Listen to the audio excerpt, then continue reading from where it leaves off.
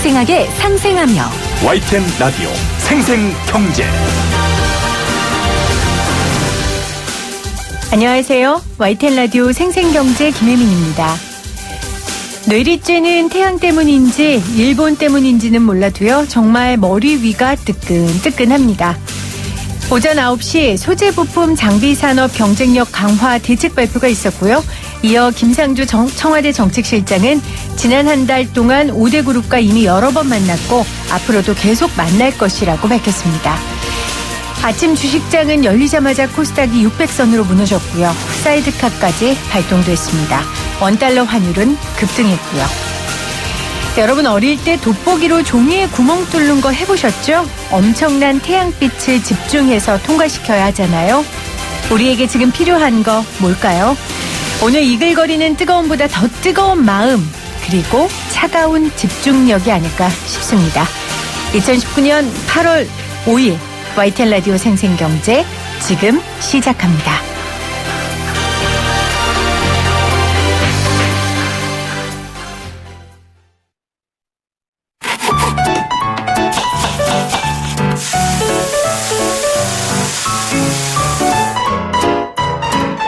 가장 맛있고 싼 제철 식품은 무엇인지 한 주간 재래시장과 대형마트의 생생한 물가 정보를 살펴보는 시간, 장바구니 생생물가입니다.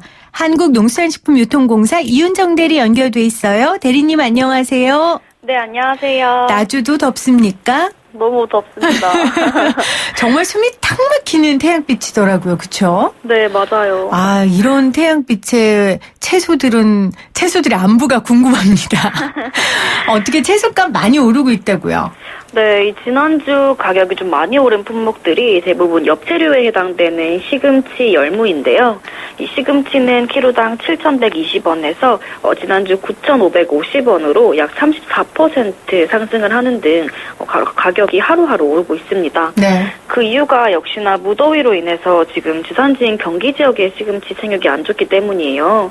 좋은 상품의 시금치가 없으니 출하 물량 역시 감소를 하면서 지난주 오름세 보였습니다. 또 열무 역시 같은 엽채류 계열로 15.5% 오른 키로당 2,300원에 거래가 되었는데요. 네. 계속 이어지는 무더위로 생육이 좀 악화된 것도 있고 또 최근 시세 약화로 경기 지역 쪽에서 미리 출하 물량을 조금 조절한 것도 있어서요. 복합적인 이유로 공급량이 좀 줄어들면서 지난주 열무는 좀 상승한 가격에 거래가 되었습니다. 네, 그렇다면 무더위가 당분간 계속될 텐데 이 채소 오름세도 계속 이어질 것으로 보세요? 아무래도 이 잎이 있는 채소들은 더위 앞에서 힘을 좀 못 쓰다 보니 그렇죠. 이렇게 무더위가 오랜 시간 이어진다면요. 엽채류들의 가격은 점점 더 오를 것으로 보고 있고요. 또 지금 시금치와 열무뿐만 아니라 상추, 다다기, 오이, 애호박 등도 도매 가격부터 오름세가 시작되고 있거든요. 왜냐하면 상추 같은 경우에는 더위 때문에 좀 잎이 시들해지면서 이 상품, 중품, 하품 중에 상품에 맞는 규격들이 별로 없어요, 물량이. 네. 그래서 가격이 오르고 있는 거고요. 또 애호박과 오이 같은 경우는 지금 주산지에서 출하 작업을 해야 되는데 폭염 때문에 작업이 지연되고 있어서요. 그래서 이번 주는 시장 내 재고량이 좀 부족해지면서 가격은 오름세를 이어갈 전망입니다. 그래도 내리는 품목도 있죠? 어떤 품목 내림세 보이는지 좀 알려주세요. 네, 채소류가 오름세를 이어가고 있다면 다행히도 과일은 좀 전반적으로 내림세 보이고 있습니다. 이 멜론은 성출하기를 맞아서 주산지인 부여, 담양에서 출하 물량은 좀 늘고 있어요. 근데 지난달만 해도 제철 과일이라고 하면은 수박, 참외, 멜론 정도가 있었는데 요즘은 과일 소비가 새로운 제철 과일인 복숭아, 자두, 포도로 분산이 되면서 이번 주 멜론은 개당 6,680원에서 더 내리겠고요. 네. 또한 제철을 맞은 거봉은 지난주 대비 7.7% 하락한 2kg에 15,892원인데요. 평년 동월보다는 28.2% 높은 수준입니다. 근데 앞으로는 계절 변화로 인해서 이 거봉이 하우스에서 비가림 또 노지로 전환이 되면서요. 일시적으로 출하 물량이 좀 집중되면서 가격은 더 내려갈 것으로 보고 있습니다. 네. 이번 주 일요일이 벌써 말복이랍니다. 여러분 시간이 정말 어떻게 흐르는지 모르겠는데 닭고기 가격 어떻게 될까요? 이번 주 닭고기 가격은 보합 수준 정도를 유지할 것으로 전망하는데요. 왜냐하면 지난달 초복과 중복을 앞두고도 닭고기 소매 가격은 큰 변화를 보이지 않았어요. 그 이유가 이 7월달 닭 사육 마리수가 늘어나면서 공급량이 꾸준하게 많기 때문인데요. 지난주는 키로당 5,080원으로 전주보다 0.4% 오른 가격에 거래가 되었는데 네. 이번 주는 가격이 오른다 해도 1%에서 2% 내외로 좀 움직일 것으로 보고 있습니다. 네, 채소부터 해서 과일, 고기까지 살펴주셨는데 수산물 가격도 좀 알려주세요. 고등어가 가격이 내려간다고 하는데 저 오늘 점심에 100번 먹었는데 고등어 나왔거든요. 아, 정말요? 네. 네, 이번 주는 그 말씀하신 고등어가 조금 저렴해지겠습니다. 그 이유가 고등어 금어기가 끝나고 이제 생물 고등어가 잡히기 시작해서인데요. 올해는 유난히 금어기가 좀 길었어요. 대형 선망 자율 휴하기 기간이 4월 19일부터 7월 21일까지였으니까 약 3개월 동안 지속되었다고 보시면 되죠. 근데 끝나자마자 7월 말에는 또 태풍 소식이 이어졌거든요. 네. 그러다 보니 시장에 물량이 들어오는 시기가 조금 더 늦춰져서 이 지난주부터 본격적으로 고등어가 시장에 들어오기 시작했습니다. 어획량이 증가하기도 했고 또 이 노르웨이산 고등어 수입 물량도 많아져서요. 지난주 고등어 생물 가격은 이 마리당 평균 2,940원으로 하루하루 가격이 저렴해지고 있습니다. 자, 끝으로 이번 주 추천해 주실 제철 맞은 음식 어떤 걸까요? 네, 이번 주는 8월 이달의 수산물로 선정된 갈치와 문어를 조금 추천드리고 싶습니다. 참 흥미로운 게 이 문어의 문이 그럴 문자를 써서 이름이 붙여졌다고 해요. 아, 네. 네, 왜냐하면 문어는 이 위험한 순간에 먹물을 뽑는데 예로부터 먹물은 지식인들의 상징이었거든요. 그렇죠. 네, 또 문어가 머리 크기도 커서 지능이 높은 것으로 여겨졌기 때문에 네. 그럴 문자를 써서 이 오늘날 문어라고 불리게 되었다고 하는데요. 문어는 타우린이 풍부해서 콜레스테롤을 낮춰주고 또 피를 맑게 해줘서 혈관에 탄력을 주고요. 네. 칼로리가 낮고 단백질이 풍부해서 다이어트 식품으로도 굉장히 좋습니다. 또 다른 제철 수산물인 갈치는 이 칼처럼 생겨서 원래는 칼치라고 불리다가 오늘날 갈치가 되었는데요. 네. 갈치 역시 단백질을 많이 함유하고 있고 또 라이신이라는 성분이 많아서 성장기 아이들에게 좀 좋은 식품이에요. 네네. 그래서 혹시 이번 주에 몸보신할 음식을 찾고 계신다면 문어와 갈치로 좀 맛있게 한 끼 드시는 건 어떨까 합니다. 네. 머리가 크면 똑똑하답니다, 여러분. 머리 크신 분들 속상해하지 마시고 오늘 힘내시기 바랍니다. 자, 오늘도 좋은 정보 감사합니다. 지금까지 한국농수산식품유통공사 이윤정 대리였습니다. 감사합니다. 쉽다, 재미있다, 어라? 무슨 말인지 이해가 간다. YTN 라디오 생생경제. 오늘 가장 뜨거운 경제 뉴스를 제일 생생하게 전해드리는 시간입니다. 카이스트가 국내 기업들의 소재 부품 장비 원천 기술 개발을 돕기 위한 기술 자문단을 설치했습니다. 명예교수와 현직 교수 등 100여 명의 자문위원으로 구성됐는데요. 어려움을 겪는 기업들에게 큰 힘이 될 것 같습니다. 기술자문단 자문단장이신 카이스트 공과대학 부학장 최성률 교수 전화 연결돼 있습니다. 안녕하세요, 교수님. 네, 안녕하세요. 일단 우리나라 최고의 브레인들이 모인 이 카이스트에서 소재 부품 장비 기술 자문단을 만들었다고 하니까요. 저는 좀 대책 없이 좀 안심이 되더라고요. 아, 네, 그렇습니까? 안심해도 됩니까? 일단 뭐 같이 노력을 해야 되겠죠. 그럼요. 네. 이렇게 한 사람 한 사람이 함께 또 힘을 모으면 이 어려운 위기를 극복할 수 있다라는 그런 마음을 갖고 아마 시작하신 것 같은데요. 어떻게 맞습니다. 이렇게 기술 자문단을 구성하게 되셨어요? 사실 7월 1일에 그 일본이 반도체 디스플레이 수출 규제를 발표했지 않습니까? 네. 그 이후에 이제 교수님들이 자발적으로 우리가 어떤 산업계의 역할을 좀 더 해야 되지 않나 이런 논의가 있어 왔습니다. 그런 와중에 지난 금요일 8월 2일에 일본이 우리나라를 화이트리스트에서 배제한다고 발표를 했고요. 네.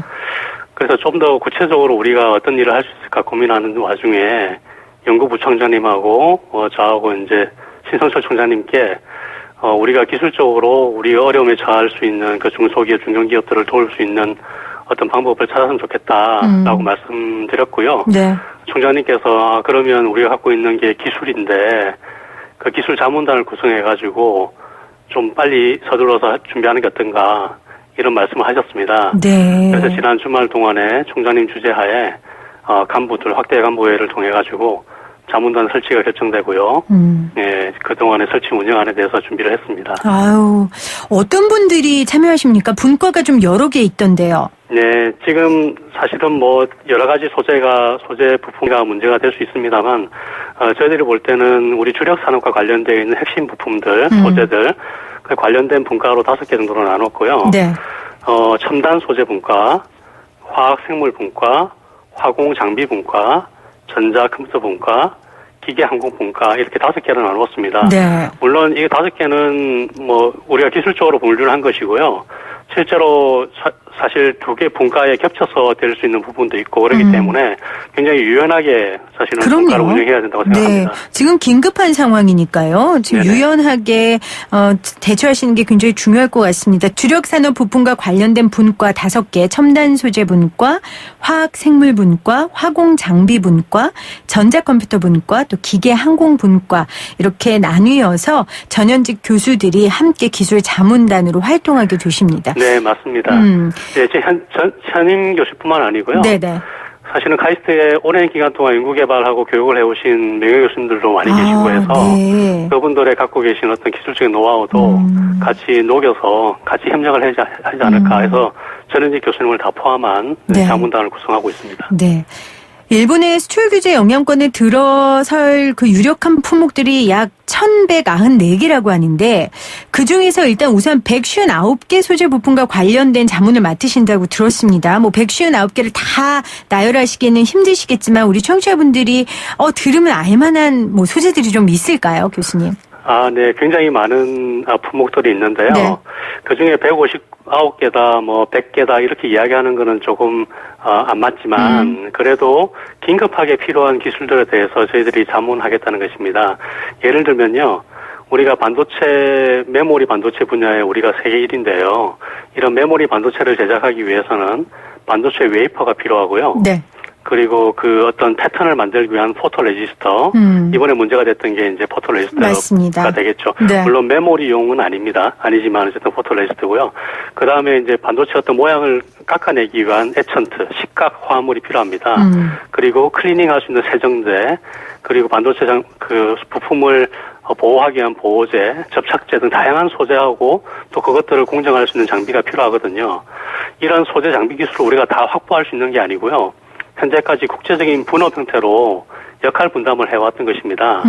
그런데 이제 그 역할 분담의 일정 부분이 문제가 되는 거죠. 그래서 그런 부분들에 대해서 우리가 파악을 하고 실제로 우리 국내 중소, 중견 또 대기업까지 포함해서 네. 필요한 기술들이 뭔가를 파악하고 대학에 갖고 있는 어떤 기술들을 접목을 해서 해결할 수 있는 문제점들을 빨리 해결해주고자 하는 것이 이 자문단의 역할입니다.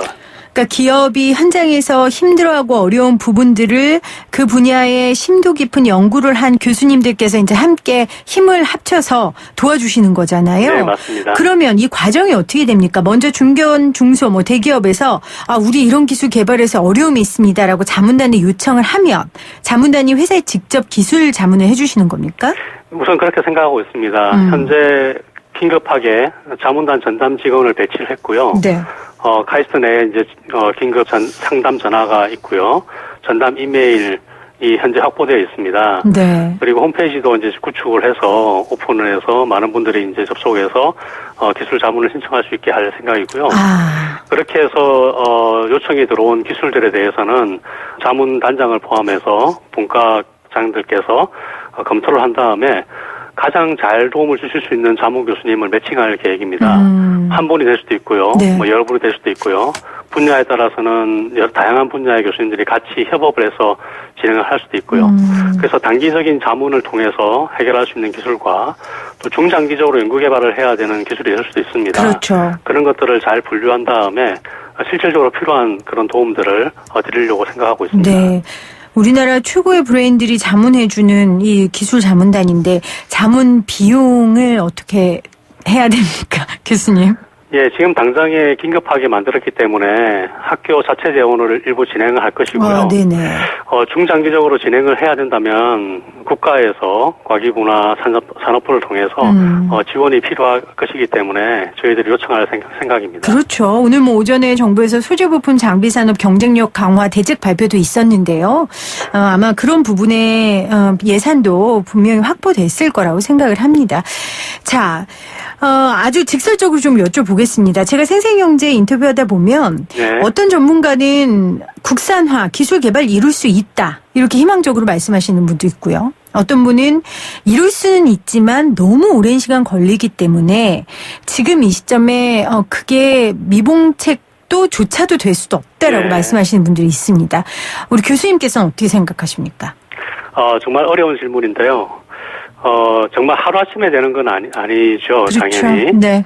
근데 우리가 생각할 때 꼭 해야 한다면 지금 시작해야 한다고 생각합니다. 그리고 지난 우리가 한 50년간 사실 대학이나 연구소, 각 기업 연구소에서도 산발적으로 연구개발이 이루어져 왔거든요. 네. 그래서 각 흩어져 있는데 그런 것들이 어디에 있는지 잘 몰라서 활용되지 못하고 있는 것도 있거든요. 그런 연구개발 성과들을 최대한 활용해야 하고요. 제일 중요한 거는 사실은 훌륭한 인재들입니다. 그렇죠. 우리 인재들이 같이 모여가지고 같이 고민을 하고 노력한다면 해결할 수 있지 않을까 생각을 하고 있습니다. 당연히 해결해야 하고요. 그럼요.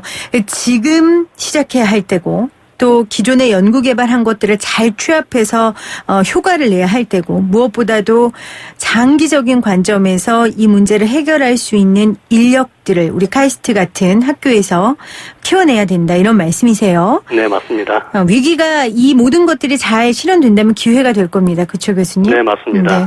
자, 일본의 소재 부품 장비 산업이 지금 우리에게 엄청난 갑이 되어 지금 철퇴를 내릴 정도로 성장하게 됐는데 그럼 이 배경은 무엇일까요? 이 소재 부품을 전문으로 연구하신 교수님께서는 더 정확하게 진단하실 수 있을 것 같아요. 일단 일본은 내수 시장이 굉장히 큽니다. 그리고 대기업, 중소기업, 중견기업 협력이 굉장히 잘 되어 있고요. 네. 그런 기업 문화 그리고 한 기술을 오랫동안 파고 연구하는 그런 장인 정신 이런 것들이 두루두루 원천 기술 개발 풍토로 잘 발전해오지 않나 이런 생각이 듭니다. 아시겠지만 소재, 부품, 장비 이런 분야들은요. 그 자체가 독립적으로 생산하기보다는 그렇죠. 실제로 그것들을 사용하게 되는 수요기업과의 상생을 통해서 존립할 수밖에 없습니다. 네.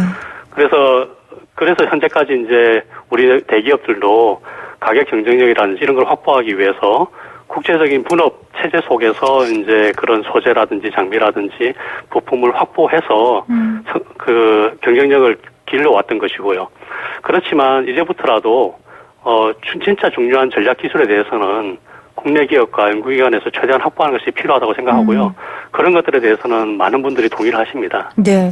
교수님, 지금 일본의 강점, 내수 시장이 크고 또 대기업과 중소기업의 협력이 원활하고 장인 정신이 있고 말씀해 주셨는데 그런데 지금 우리나라는 상대적으로 이런 부분들이 굉장히 취약하단 말이에요. 그러면 홍남기 부총리가 지금 100개 핵심 품목 선정에서 5년 내에 안정적인 공급 이루겠다고 했는데 이런 풍토가 없는 이 와중에 5년 내에 이 공급이 가능할 거라고 보십니까?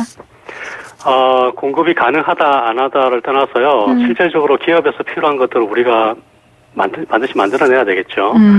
저는 이렇게 생각합니다. 우리 국민들의 결집된 힘을 보여준 사례가 많지 않습니까? 그럼요. 지난 경제 성장해왔던 것들, 그리고 IMF 국가 위기 때 이제 국민들이 다 똘똘 뭉쳐가지고 그런 국가적인 이슈를 해결해왔던 것. 그걸 기술적으로 보면요. 우리가 D램, 랜드 플래시, 디스플레이 분야 등에서는 우리가 최고 수준입니다, 지금. 네. 근데 이게 처음부터 우리에게 있었던 건 아니거든요. 네. 우리가 오랫동안 노력해서 해왔기 때문에 세계 최고 기술을 만들어 왔습니다. 그렇다면 그런 세계 최고 기술을 만들어 왔던 그 연구개발 인력이 대학 연구소에 산재되어 있는데 이를 모으고요. 그리고 대기업, 중견기업, 중소기업 다 같이 머리를 맞대면 달성할 수 있지 않을까 이런 생각입니다. 네. 기술적으로나 문화적으로나 좀 일본과 많은 차이가 있지만 사실 이번 기회가 우리가 10년, 50년, 100년 뒤에 우리 국가의 미래를 대비하는 것이기 때문에요. 조용하지만 철저하게 준비해야 된다고 생각합니다. 아, 조용하지만 철저하게 우리에게 꼭 필요한 지금 조언이라고 생각을 합니다. 교수님, 또 중요한 것 중에 하나가 기술 개발을 했지만 또 안사 주변, 기업에서 뭐 안 써주면 그만이잖아요. 네. 이런 부분의 문제가 해결되려면 어떤 것들이 선행돼야 된다고 생각하십니까? 네. 기업에서 안 사준다는 것보다는요, 활용할 수 있는 그 정도의 어떤 성능이나 이런 걸 발휘하지 못하거나, 가격 경쟁력이 떨어지기 때문에 그렇다고 볼 수가 있습니다. 네. 그래서 지금 우리가 준비해야 되는 어떤 전략 기술들은요, 세계 최고의 기술이어야 되고요. 네. 그래서 기업들이 믿고 쓸 수 있는 그런 기술이어야 되고, 또 한편으로는 가격 경쟁력이 있어야 됩니다. 그래서 가격 경쟁력이 없으면 실제로 기업에서 도입하기가 힘들기 때문에 그 두 가지 다 만족하는 건 되게 어려운 기술이지만 사실 그렇기 때문에 우리가 좀 조용히 꾸준히 철저하게 준비를 해서 대응해야 되지 않나 생각입니다. 네. 기술력과 가격 경쟁력이 뭐 당연히 선행돼야겠죠. 아까 말씀하신 것처럼 교수님 말씀하신 것처럼 또 대기업과 중소기업의 상생 문화가 또 이루어져야 네, 그것도 필요하고요. 네, 이게 선순환이 될 것 같다는 생각을 합니다. 그렇다면 이제 정부에서는 뭐 기술 개발에 대한 도움뿐만 아니라 이 규제 부분에 있어서도 해야 할 일이 많을 것 같아요. 네. 그래서 지금 정부에서는 기술 개발 과정에서 꼭 필요하다고 인정되는 경우에만 환경 절차 패스트 트랙을 적용하겠다라고 했거든요. 이건 어떻게 받아들이세요? 네, 그 당연히 필요하고요. 긴급한 상황이기 때문에 뭐 그런 패스트트랙 절차를 거쳐서 단기간 내에 필요한 어떤 규제들을 좀 해소해 주는 것이 필요하다고 생각합니다. 하지만 또 한 가지 생각해야 되는 것은 국민의 안전을 지키는 것도 그에 못지않게 중요합니다. 네. 그래서 우리가 규제 간소화를 위해서 노력하되 안전에 대해서는 좀 더 철저하게 관리를 해줍사 하는 것이 제 바람입니다. 그래서 이제 기업들도 마찬가지거든요. 어떤 이런 연구 개발도 중요하지만 사실은 안전을 철저하게 지켜가면서 그런 문화가 정착돼야지만 우리가 장기적으로 어떤 성과를 내도 우리가 잘 활용할 수 있지 않을까 그런 생각입니다. 네. 카이스트의 신성철 총장이 이 자문단에 포함되어 있는 교수들한테 이런 이메일을 보냈다고 해요. 과거 무력이 주도하던 시대에는 군인이 나라를 지키는 전사였지만 4차 산업혁명 기술패권 시대에는 과학기술인들이 나라를 지켜야 한다라고 하셨다고 하는데 우리 과학자를 대표해서 교수님께서 우리 청취자분들께 한 말씀 해주시죠. 마지막으로. 과학자를 대표하기에는 제가 조금 많이 부족한데요. 네, 자문단을 대표해서요. 네, 신 총장님께서 전 교수님, 그리고 명예교수님께 포함해서 주말 밤에 보내셨어요, 메일을. 그래서 많은 교수님께서 공감을 하시고, 그동안 우리가 인재를 길러내는데 많은 노력을 해왔지만, 이런 산업기술에 대해서 조금 소홀히 하는 것이 아닌가, 많은 반성을 하고 있습니다. 그래서 이참에, 우리가 이제 축적되어 있는 어떤 기술들, 그리고 앞으로 연구해야 되는 방향도 포함해가지고, 우리가 차분하게, 그리고 좀 전략적으로 접근을 해서 이런 부분에 대해서 기여할 수 있도록 노력해야 된다. 그렇게 말씀드리고 싶습니다. 네. 감사하고요, 교수님. 많은 기업들의 든든한 힘이 되어주시기를 다시 한번 부탁드리겠습니다. 오늘 인터뷰 함께 해주신 최성률 카이스트 공과대학 부학장 감사드립니다. 고맙습니다. 네, 감사합니다.